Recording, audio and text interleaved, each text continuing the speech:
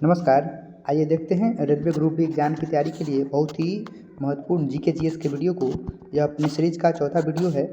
देखिए, जितने भी प्रश्न लिए गए हैं वह कभी न कभी रेलवे द्वारा पिछले साल में पूछे गए प्रश्न हैं, जो कि आपके एग्जाम की तैयारी में काफ़ी मदद करेंगे। आप इस वीडियो में बने रहिए और बिना कुछ देरी किए हम लोग शुरुआत करते हैं आज के अपने जीके जीएस के महत्वपूर्ण प्रश्नों को देखना। आज का अपना पहला प्रश्न आपके सामने है, सिंधु सभ्यता का कौन सा स्थान भारत में स्थित नहीं है। सॉरी, मिस्टेक हो गया है, यहाँ पर नहीं होना चाहिए, आप ऐड कर लीजिएगा। ऑप्शन सबके सामने है, हड़प्पा, मोहनजोदड़ो, लोथल या सिंध। तो मैं आपको बता दूं कि जो नीचे के तीनों स्थल हैं, स्थान हैं, वो भारत में स्थित हैं। हड़प्पा भारत में स्थित नहीं है, इसीलिए करेक्ट आंसर ऑप्शन ए हो जाएगा। आइए बढ़ते हैं प्रश्न के 2 के साथ। थोड़ा जल्दी करेंगे और ये वीडियो लानी बाकी है। आप चैनल से जुड़ जाइए, चैनल को सब्सक्राइब करके बेल आइकन दबा लीजिए ताकि ऐसे वीडियो आपको मिलती रहे। कहे कि भारत में खोजा गया सबसे पहला पुराना शहर कौन था। ऑप्शन है हड़प्पा, पंजाब, मोहनजोदड़ो या सिंध। इस प्रश्न का सही उत्तर ऑप्शन, तो इसका करेक्ट आंसर ऑप्शन ए हो जाएगा, हड़प्पा, जो कि पाकिस्तान में भी पड़ता है। आगे बढ़ते हैं, प्रश्न के 3 है, मनुष्य में श्वेत रुधिराणुओं का जीवन काल कितना होता है। जो WBC होते हैं, वाइट ब्लड सेल होता है, उसका जीवन काल कितना होता है। ऑप्शन आपके सामने हैं, 10 दिन से कम, 24 घंटे, 120 दिन या फिर 100 घंटे। इस प्रश्न का सही उत्तर ऑप्शन ही होगा, 10 दिन से कम। आगे बढ़ते हैं प्रश्न के 4 के साथ, निम्न में से कौन सा ऊर्जा का परंपरागत स्रोत है। ऑप्शन आपके सामने हैं, सौर ऊर्जा, ज्वारभाटा, भूगर्भीय ऊष्मीय ऊर्जा या फिर जीवाश्म ईंधन। तो देखिए, इस प्रश्न का सही उत्तर अगर परंपरागत की बात है तो जीवाश्म ईंधन होगा, करेक्ट आंसर ऑप्शन डी होगा। आगे बढ़ते हैं प्रश्न क्या 5 के साथ, वन्य जीवन के संरक्षण के लिए राष्ट्रीय उद्यान पार्क महत्वपूर्ण है। भारत में कौन सा राष्ट्रीय उद्यान सबसे पुराना है। देखिए, इस प्रश्न का कहने का मतलब है कि भारत में सबसे पुराना राष्ट्रीय उद्यान कौन है। ऑप्शन आपके सामने हैं। इस प्रश्न का सही उत्तर ऑप्शन डी होगा, बांधवगढ़ राष्ट्रीय उद्यान, करेक्ट आंसर ऑप्शन डी होगा। आगे है प्रश्न का 6, लाल आकड़ों की पुस्तक दर्ज करती है। आप अच्छे से जानते होंगे, ऑप्शन पढ़ लीजिएगा। करेक्ट, लाल फूलों वाले पौधे, धरती पर उपलब्ध सभी पौधे और जानवर, धरती पर उपलब्ध सभी जानवर या फिर लुप्त प्राय पौधे और जानवर। बिल्कुल, जो रेड डाटा बुक होता है वह धरती पर जो भी विलुप्त जानवर हैं उन्हीं का रिकॉर्ड रखा जाता है। करेक्ट आंसर ऑप्शन डी के साथ चलेंगे। तृतीय बौद्ध संगति कहाँ आयोजित की गई थी। ऑप्शन आपके सामने हैं, पढ़ लीजिएगा। वत्स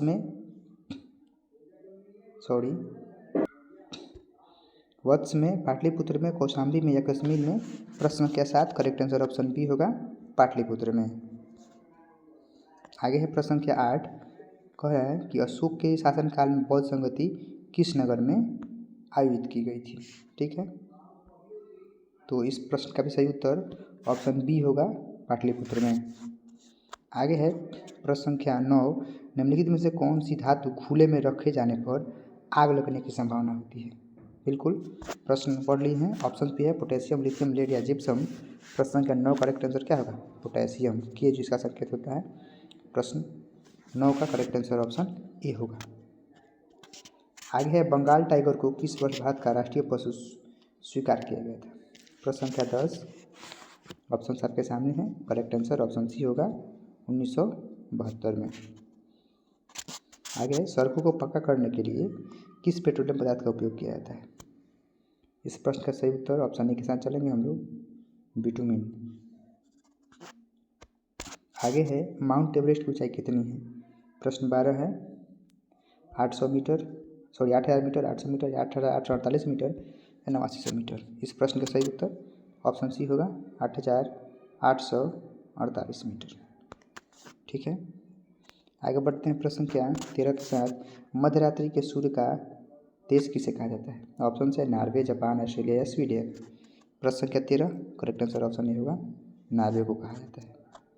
14 है, सत्य शोधक समाज की स्थापना किसने की थी। स्वयं विवेकानंद, BR अम्बेडकर, ज्योतिबा फुले या बाल गंगाधर तिलक। प्रश्न संख्या 14 करेक्ट आंसर ऑप्शन सी होगा, ज्योतिबा फुले। हर्षवर्धन के समय भारत कौन आया था जी। प्रश्न संख्या 15 है, एच सिंह। मेगास्थनीज, फाहियान या Hiuen Tsang? Hiuen Tsang correct answer option D होगा। आगे 1857 के विद्रोह के समय भारत का गवर्नर जनरल कौन था? अच्छा प्रश्न है। प्रश्न संख्या 16 करेक्ट आंसर ऑप्शन सी होगा, लॉर्ड कैनिंग। आगे बढ़ते हैं। प्रश्न संख्या 17 है, निम्न में से कौन भारत की सीमा को स्पर्श करता है? तो देखिए, अरब सागर भी करता है, बंगाल की खाड़ी भी करती है, हिंद महासागर भी करता है। इसका मतलब क्या है? उपयुक्त सभी इस प्रश्न का सही उत्तर हो जाएगा, ऑप्शन डी। सह्याद्री किसका भाग है जी? बिल्कुल पश्चिमी घाटी का। करेक्ट आंसर ऑप्शन डी होगा। आगे बढ़ते हैं। कह रहा है कि सारनाथ के स्तंभ का निर्माण किसने करवाया? आप बार बार पढ़ेंगे सारनाथ का अशोक स्तंभ, सारनाथ का अशोक स्तंभ पर है ना जी। किसने करवाया था? अशोक ने करवाया था। राष्ट्रीय विकास परिषद का गठन कब किया गया था? 20 नंबर प्रश्न है। तो करेक्ट आंसर ऑप्शन सी के साथ चलेंगे, 1952 में किया गया था। आगे, संसार में सबसे अधिक वर्षा कहाँ होती है? मौसिम डैम, सिलीगुड़ी, सिंगापुर या कहीं नहीं? बिल्कुल अपने भारत देश में ही होता है, मौसिम डैम में होता है। तेरह ताली लोक नृत्य कहाँ का है? प्रश्न संख्या 22 बिल्कुल राजस्थान में होता है। करेक्ट आंसर ऑप्शन बी हो जाएगा। 23 है, भारत की सबसे बड़ी जनजाति कौन है जी?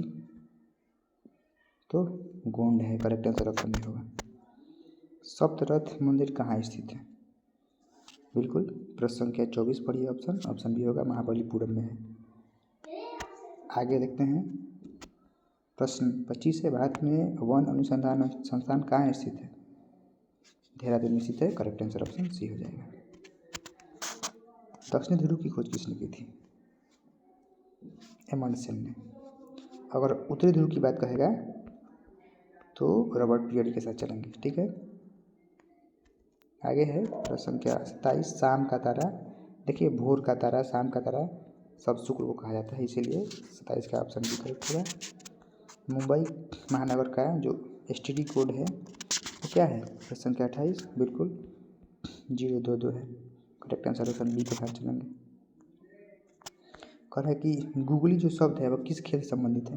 पर ना बॉल बहुत गूगली आ रहा है, किस में होता है? क्रिकेट में होता है। करेक्ट आंसर ऑप्शन नहीं हो जाएगा। आज का अंतिम प्रश्न है, भारतीय रेलवे दिवस कब मनाया जाता है? करेक्ट आंसर ऑप्शन बी होगा, 16 अप्रैल, ठीक है। इस वीडियो में हम लोग इम्पोर्टेंट जीके के प्रश्नों को कर पाए हैं। अगली वीडियो में और वीडियो लाएंगे, अगली वीडियो में और प्रश्नों को देखेंगे। तब तक के लिए धन्यवाद।